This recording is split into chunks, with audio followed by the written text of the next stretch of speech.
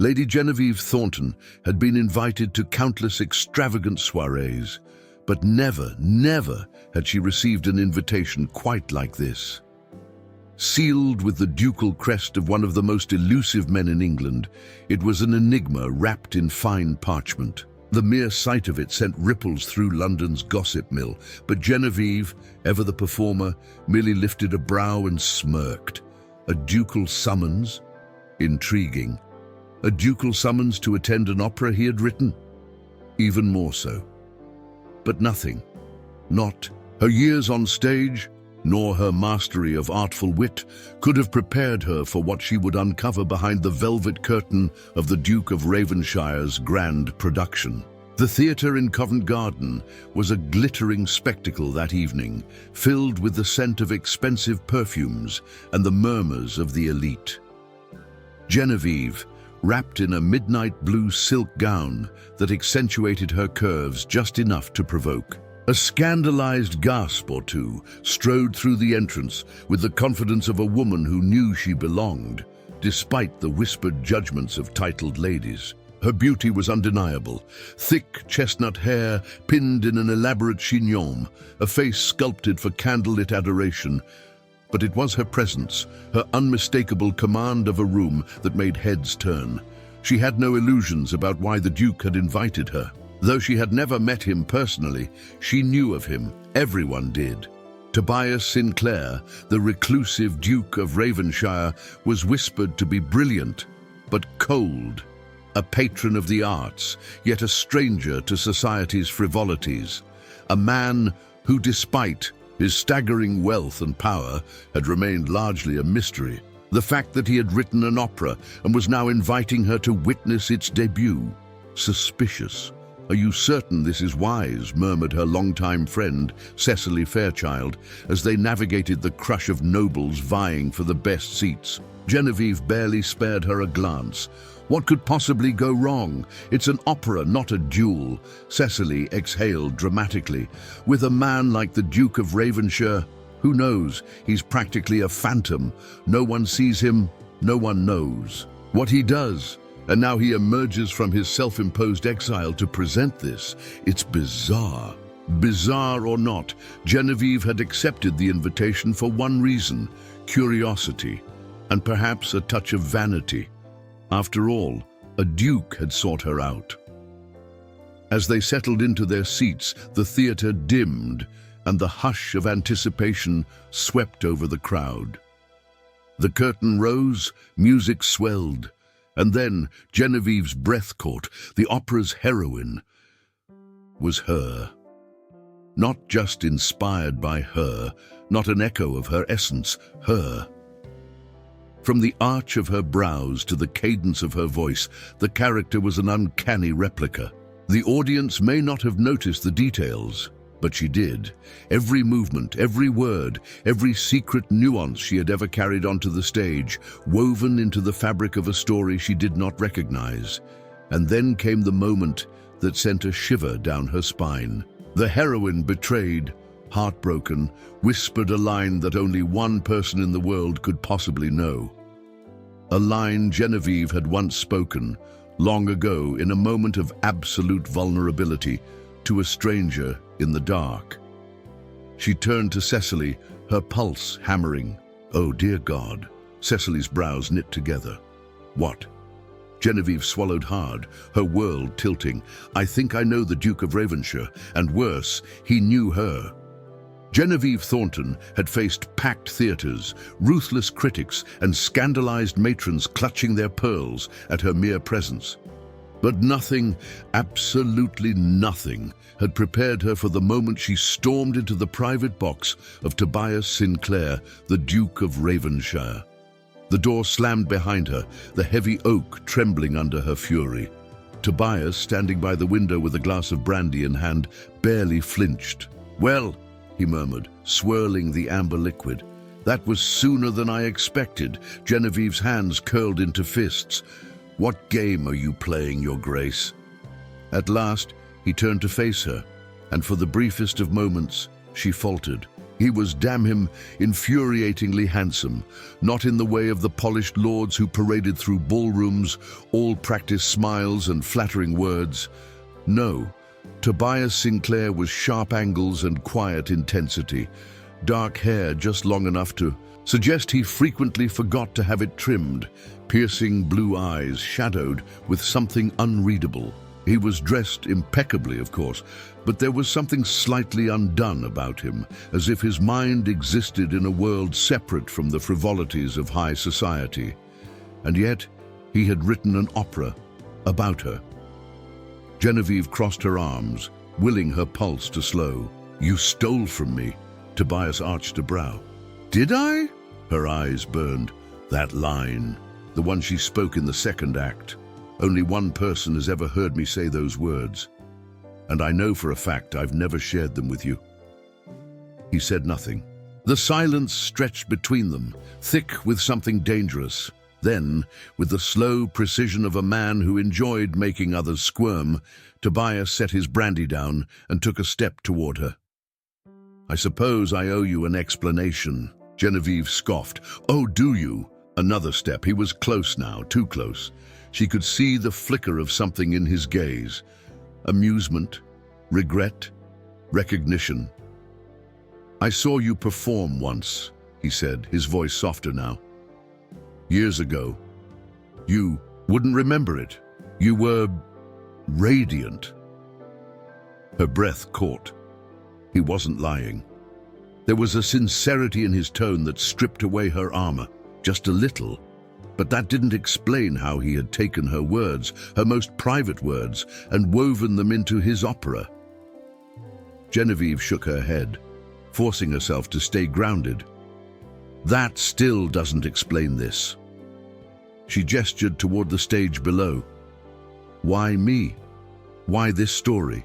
Tobias hesitated, and for the first time since entering the room, she saw it, the flicker of hesitation, of something guarded. "This opera," he said slowly, "is not just entertainment." A chill ran down her spine. "What is it then?" Tobias met her gaze, and this time there was no amusement, no trace of his earlier arrogance, only truth. A warning. Genevieve stared at Tobias, her pulse thrumming like the crescendo of a tense aria. A warning. The word settled in her chest, unfamiliar and foreboding. She was an actress, not a pawn in some grand political intrigue. And yet, here she was. She lifted her chin. A warning to whom exactly? Tobias exhaled slowly, running a hand through his dark hair. "To those who know how to listen." Infuriating man. "Stop speaking in riddles, Your Grace. You took my words, my life, and put them on that stage. I deserve the truth." His jaw tightened, and for a moment she thought he might refuse. Then, in a voice lower than before, he said, "Because you are the only one who can expose a lie the Crown has been telling for years." Genevieve blinked. "The Crown?" Tobias nodded once. "What you saw tonight was more than an opera. It was a confession." She scoffed, but her stomach twisted with something dangerously close to fear. "A confession of what, precisely?" Tobias glanced toward the door, his posture suddenly rigid. He stepped closer, lowering his voice. "A royal child was stolen at birth, a child who was meant to be—" He hesitated, searching her face. "Let us simply say, the rightful heir." A cold shiver ran down Genevieve's spine. "And what does that have to do with me?"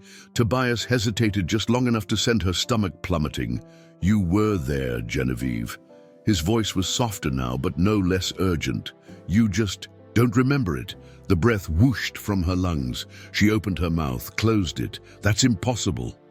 Tobias studied her, searching for something in her expression. "Is it?" Memories flickered, shadows on the edge of her mind, a child crying, the scent of rain and candle wax, a whisper in the dark. But no, this was absurd. She would remember something like that, wouldn't she? Genevieve shook her head. "Even if what you're saying is true, why would you put it in an opera?" Tobias's lips quirked upward, humorless. Because stories reach places that truth cannot, because there are people who have been searching for answers, and tonight I gave them the key. A sharp knock sounded at the door. Both of them tensed. Tobias moved first, crossing the room in swift, controlled strides. He pressed a finger to his lips before opening the door a fraction. A low voice murmured something Genevieve couldn't hear. Tobias exhaled sharply. "It seems we have company." He turned back to her, his gaze dark with warning. "You should leave." Genevieve lifted her chin. "Not a chance." Tobias let out a quiet chuckle, despite the tension in the air. "Of course not." The door creaked as he opened it wider, revealing a tall figure clad in shadows. "Your Grace," the man said, his voice eerily calm. "You've made quite the spectacle tonight." Genevieve had the sinking feeling that she had just stepped onto a stage where the stakes were far greater than she had ever imagined. The stranger stepped into the dimly lit box, his face still half obscured by shadow. His presence carried an air of authority, his posture too rigid for a mere theatergoer. He was a man accustomed to power and the dangers that came with it. Tobias remained impassive. "I assume you're not here to offer your critique of the performance." The man's lips twitched, but his eyes remained cold.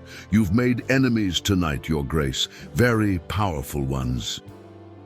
Genevieve's skin prickled. She had spent her life navigating gossip, scandal, and society's fickle affections. But this was something else entirely. This was real danger, the kind that did not end when the curtain fell. Tobias, ever infuriatingly composed, swirled the brandy in his glass. "I would have thought the real enemies were the ones who took a child from its rightful place." The stranger stiffened. "You speak of ghosts, Your Grace." Genevieve stepped forward before she could stop herself.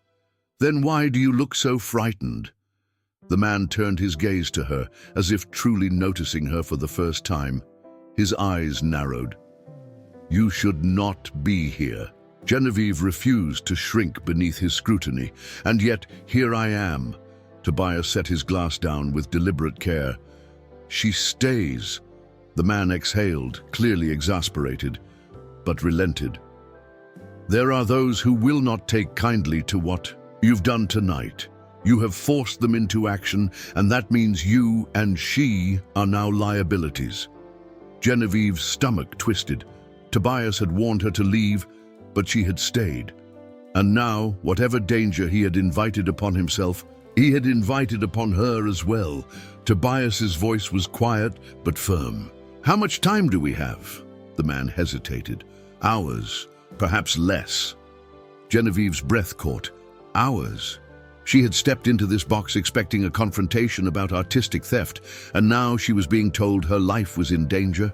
Tobias turned to her then, his expression unreadable. "Do you trust me?" she scoffed. "Absolutely not." A glimmer of amusement flickered in his gaze. "Good. Then you'll be smart enough to follow my lead." Genevieve folded her arms. "And if I refuse?" His smile was almost fond. "Then I suppose I'll have to kidnap you." Before she could protest, the stranger spoke again. "If you mean to leave, you must do it now. The theater is no longer safe." A deep foreboding settled over Genevieve. Whatever had begun tonight, it was far from over. Tobias extended a hand. "Shall we?" Genevieve stared at it for half a second before placing hers in his. He squeezed gently. "Good girl." And then they ran. The moment Genevieve and Tobias stepped into the corridor, she knew the night had shifted from intrigue to something far more perilous. The velvet drapes, the hushed murmurs of the theater, the gilded opulence, all of it faded as they slipped through a side exit into the bitter London air. Tobias moved with purpose, his grip firm around her wrist as they wove through the alley behind Covent Garden. The city was alive with late-night revelers, but there was no mistaking the figures lingering too long at street corners, their gazes sharp, watchful. They were being followed. Genevieve swallowed her rising panic. "You planned this, didn't you?" she hissed. Tobias didn't look at her, his focus on the path ahead. "I planned for many things. You refusing to leave, that was not one of them." She ignored the smug tilt of his lips. "Where are we going?" "My carriage is waiting. Near Fleet Street." Fleet Street, the words sent an unpleasant shiver down her spine. It was not a place a woman of her station, or any woman really, should be at this hour. "Oh, wonderful. Do you plan on losing our pursuers in a tavern full of cutthroats?" If necessary. The infuriating man was enjoying this. Before she could snap a reply, Tobias suddenly halted, pulling her into a narrow passage between two buildings. She barely had time to suppress a gasp before he pressed her against the damp brick wall, shielding her with his body. Footsteps echoed against the cobblestones. Close, too close. Genevieve held her breath. The scent of Tobias, citrus and something faintly smoky, wrapped around her, grounding her even as her pulse pounded. He was warm, solid, the steady rise and fall of his chest a stark contrast to the panic clawing at her ribs. The footsteps slowed. A voice, low and sharp. "Find them. Now." Genevieve's fingers curled into Tobias's coat, her heart hammering. She didn't dare move. Seconds stretched into eternity. Then, the footsteps receded. Tobias exhaled, his breath fanning against her temple. "We need to move." She nodded, but didn't step away, not yet. Her mind spun, questions colliding. Who were those men? Who had Tobias angered so greatly that they were willing to hunt him, and by extension her, through the streets of London? Tobias took her hand once more, his grip tight, reassuring. "Come, Genevieve. There's someone we need to see." She didn't ask who. For better or worse, she had already chosen to follow him into the dark. The night air was thick with the scent of damp cobblestones and distant smoke as Tobias led Genevieve through the winding streets of London. They moved quickly, his grip firm around her wrist, guiding her with practiced ease. She had spent her life performing on grand stages, but tonight she was part of a different kind of drama, one with no script and no guarantee of a happy ending. "Where are we going?" she demanded, breathless from their frantic escape. Tobias didn't slow. "To someone who can give us answers." "That is not an answer." His lips quirked. "You'll like her. She's just as stubborn as you." They turned a corner, and Genevieve nearly stumbled as they entered a dimly lit courtyard. The building before them was old, its windows shuttered, its wooden sign barely legible. "The Fox and Feather?" she read aloud. "You're taking me to a tavern." "A very specific tavern," Tobias corrected. "And before you protest further, I should warn you—" He reached for the door handle. "She already knows we're here." The door swung open before he could touch it. A woman stood in the entryway, arms crossed, dark eyes flashing with equal parts amusement and irritation. She was older, perhaps in her 50s. Her graying hair pulled into a practical bun, her gown, simple but well kept. "Took you long enough," she said. Genevieve blinked. Tobias had been right. There was an undeniable stubbornness about her, a sharp wit simmering beneath the surface. "Genevieve," Tobias said, stepping aside, "meet Mrs. Isabel Hartwick." Mrs. Hartwick's gaze flicked to Genevieve. "So, you're the actress." Genevieve lifted her chin. "And you are the woman who delivered you into this world." Silence crashed over them. Genevieve's breath caught. "I beg your pardon?" Mrs. Hartwick sighed, rubbing her temples. "Well, I was going to ease you into it, but since we're short on time, yes. I was the midwife who brought you into this world. And before you ask, no, you weren't born in a grand estate or to a noble name." Genevieve felt the ground tilt beneath her. "That's impossible." Mrs. Hartwick leveled her with a look. "Is it?" Tobias, uncharacteristically quiet, watched her closely. Genevieve shook her head, grasping for logic. My mother wasn't your real mother, Mrs. Hartwig finished. She raised you, yes, but you were born in secret on a stormy night, with men whispering in the shadows. Genevieve swallowed hard, her heartbeat deafening in her ears. Who were my real parents? Mrs. Hartwig hesitated. Then, softly, gravely, she said, "You were meant to be a princess." The words struck Genevieve like a physical blow. A princess. A stolen princess. She turned to Tobias, her voice barely above a whisper. "You knew." Tobias held her gaze, steady and unflinching. "I suspected." Genevieve's mind reeled. Her entire life, her identity, was built on a lie. And now, someone wanted to make sure she never uncovered the truth. Genevieve Thornton had always known she was different. Even as a child, she had felt it, a lingering sense of displacement, as if she belonged nowhere and everywhere at once. But never, never had she imagined this. A princess. She paced the small, candlelit room of the Fox and Feather, her mind spinning. Tobias and Mrs. Hartwig sat in silence, watching her with expressions far too calm for her liking. At last, she stopped. "This is madness," Mrs. Hartwig snorted. "Madness or not, it's the truth." Genevieve pointed an accusing finger at Tobias. "And you planned all of this, didn't you? You lured me to your opera. You knew it would force me to ask questions." Tobias met her glare without flinching. "Would you have listened otherwise? Damn him." She hated that he was right. She crossed her arms, trying to steady herself. "Explain." "Now," Mrs. Hartwig sighed, folding her hands in her lap. 30 years ago, Queen Charlotte gave birth to a child, a daughter. But within hours, the babe was declared stillborn. Genevieve's breath caught. Mrs. Hartwig continued, "That was a lie. The child was alive. But for reasons I do not pretend to understand, she was taken from the palace and hidden away, given to a woman who would raise her as her own." Genevieve's throat tightened. "And you're saying I was that child?" Mrs. Hartwig nodded, silence stretched, thick and suffocating. Genevieve swallowed. "If this is true," she turned to Tobias, "then why expose it now? Why put all of this in your opera?" Tobias leaned forward, his blue eyes dark with something unreadable. "Because the people who took you aren't finished, Genevieve. Someone has been searching for you, and not to restore you to a throne." A chill ran down her spine. "You mean to kill me?" Mrs. Hartwig nodded grimly. "Loose ends must be tied, my dear." Genevieve let out a breathless, humorless laugh.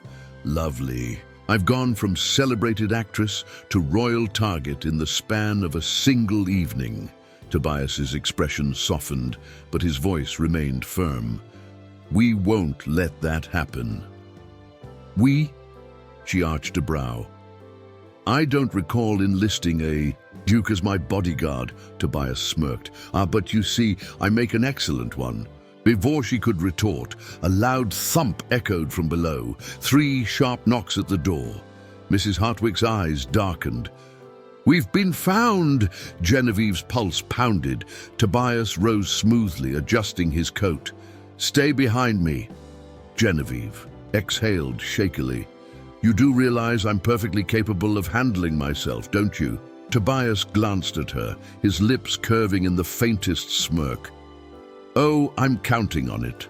The door creaked open, and everything changed.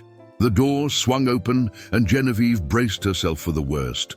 But instead of masked assassins or armed guards, a figure stepped inside, a man draped in a heavy cloak, his face hidden beneath the brim of a hat. Tobias tensed beside her, his hand hovering near the dagger at his belt.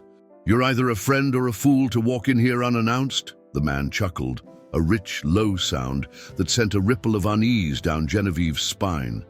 Then, with deliberate slowness, he lifted his head. Genevieve's breath caught. She knew those eyes, dark as night, sharp as glass, filled with the kind of knowledge that could undo a person. Impossible. she whispered. The man smirked. I was beginning to think you'd forgotten me, Petite Étoile. The childhood name sent a jolt through her. Mrs. Hartwick stiffened. Well, I'll be damned, Tobias frowned. Who the hell is he? Genevieve's heart pounded. Lucien, Laurent. Lucien swept off his hat, revealing dark curls and a face that was entirely too handsome for someone so insufferable. The one and only. Tobias's eyes narrowed. You know him, Genevieve exhaled sharply. Unfortunately, Lucien clutched his chest in mock hurt. Chérie, you wound me. Mrs. Hartwick crossed her arms. Enough with the dramatics. What do you want? Lucien's smirk faded. To keep her alive. Genevieve stiffened. Why do I feel like I'm going to hate this explanation? Lucien sighed, stepping closer. Because, mon trésor, I work for the people who took you. The room went deathly silent. Tobias was on his feet in an instant, his hand flying to the dagger at his hip. Give me one good reason I shouldn't kill you right now. Lucien didn't flinch. Because if you do, you'll lose the only person who can tell you why she was taken. Genevieve's stomach twisted. You know? Lucien nodded. And I know who's coming for you. The weight of his words pressed down on her chest. Tobias's grip tightened on his dagger. Then start talking. Lucien met Genevieve's gaze, his expression unusually serious. You weren't stolen just to be hidden. His voice dropped lower. You were stolen to be replaced. The world tilted. Genevieve gripped the edge of the table. What are you saying? Lucien's jaw clenched. The girl raised as the princess, the one who sits in the palace today, is not of royal blood. Genevieve felt the floor vanish beneath her. Tobias swore under his breath. You're telling me the entire royal line is a fraud, Lucien exhaled. I'm telling you, the Genevieve was meant to be queen. The words settled like a storm in her chest. She had spent her life pretending to be someone else. Now, it seemed the entire monarchy had done the same, and someone was willing to kill to keep that secret buried. Genevieve gripped the edge of the wooden table, her knuckles white. The air in the room felt too thick, pressing against her chest as Lucien's words echoed in her mind. You were meant to be queen. It was absurd, impossible, and yet, deep in her bones, something told her it was true. Tobias's jaw was tight, his body coiled with tension. Who orchestrated this? Lucien exhaled. You already know the answer. Tobias's eyes darkened. The regent. Genevieve sucked in a sharp breath. The Prince Regent, the man who ruled England in place of the ailing King George III, the man who would do anything to protect the royal line, even if it meant erasing the true heir. Lucien nodded grimly. He ordered the switch. A stillborn princess would have been an embarrassment, but a healthy girl with uncertain parentage. That was a threat. Genevieve's stomach twisted. And the girl they raised as the princess, does she know? Lucien hesitated. No. A bitter laugh escaped her lips. So she's just another pawn in this game. Tobias studied her. What are you thinking? She met his gaze, heart pounding. That I should walk away. Lucien's brows shot up. Tobias, however, didn't look surprised. You don't want the throne, Tobias said, his voice unreadable. Genevieve let out a shaky breath. I was raised to be an actress, not a queen. I don't know the first thing about ruling a country. Lucien tilted his head. And yet you're the only one with a rightful claim. She clenched her fists. A claim that could get me killed. Tobias leaned against the table, his blue eyes steady. You wouldn't be alone. Genevieve's heart skipped. Was he saying he would fight for her? Lucien sighed, rubbing a hand down his face. I can get you out of England, Genevieve, if that's what you want. A lump formed in her throat. If she left, she could be safe, free. She could disappear, let the monarchy carry on with its lie. But if she stayed, She swallowed hard. "If I do this, if I fight, then I do it on my own terms." Lucian smirked. "I wouldn't expect anything less." Tobias's gaze didn't waver. "Then what's your first move, Your Highness?" A slow, dangerous smile spread across Genevieve's lips. "We crash a royal ball." The royal palace glittered with candlelight, chandeliers casting golden reflections across the sea of silk and jewels. Music swelled from the orchestra, laughter and conversation flowing like fine wine. It was a night of elegance, a celebration of power. And Genevieve Thornton, the rightful heir to the throne, was about to walk straight into the lion's den. Dressed in an emerald green gown that hugged her curves just enough to command attention, she stepped through the grand entrance, Tobias at her side. He looked every bit the part of a dashing duke, his dark hair neatly combed, his tailored coat fitting him entirely too well. He had argued against this plan, of course, but Genevieve had insisted. "If I am to challenge a stolen crown," she had told him, "I will do it where they least expect it." So here they were.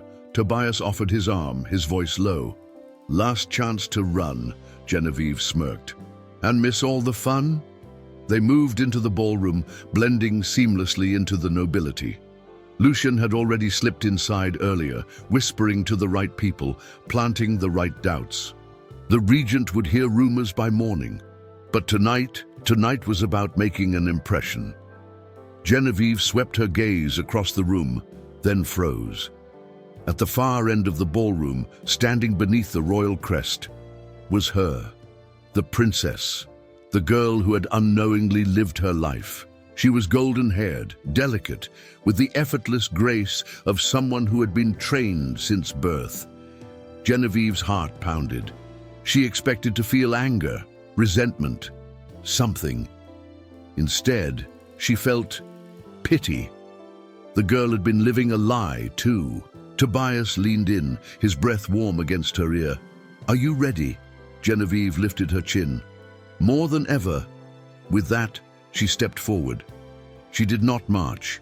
She did not storm. She glided, and when the crowd turned to look, whispering about the unfamiliar woman in green, Genevieve smiled. Let them wonder, because by the time the night was over, London would know the truth. The lost princess had returned. Epilogue. The curtain falls and the game begins. The palace was never truly silent. Even in the late hours when the music had faded and the nobles had drifted away in their gilded carriages, whispers still lingered in the air. Servants murmured behind closed doors, guards exchanged knowing glances, and somewhere in the shadows of power, a storm was brewing. Genevieve stood at the edge of the grand balcony, looking out over the city. London stretched before her like a dream, beautiful, untouchable. But she was no longer content to watch from afar. She was here, and she was staying, a rustle of fabric behind her. She didn't turn. "I assume you've come to scold me." Tobias stepped beside her, his presence solid, unwavering. "On the contrary," he murmured, "I'm rather impressed. You managed to disrupt an entire monarchy without a single drop of blood," she smirked. "Yet," he chuckled, shaking his head. "So what now, Your Highness?" She inhaled deeply, letting the cool night air settle in her lungs. The regent would move against her. Of that, she had no doubt. The princess, the imposter, would demand answers. The entire court would be thrown into chaos. But chaos was a stage she knew well. She turned to Tobias, tilting her head. Now the real performance begins." His gaze lingered on her, something unreadable flickering in his eyes. "And I suppose I'm to play a role in this performance." She smiled, slow and deliberate. "Oh, darling." She reached up, adjusting the lapel of his coat, letting her fingers linger just long enough to make his breath hitch. "You're my leading man." Tobias exhaled, shaking his head with a smirk. God help me. Genevieve turned back to the city, her pulse steady, her heart alight with something she hadn't felt in years: purpose. The game was far from over, and she intended to win. The end, or perhaps just the beginning.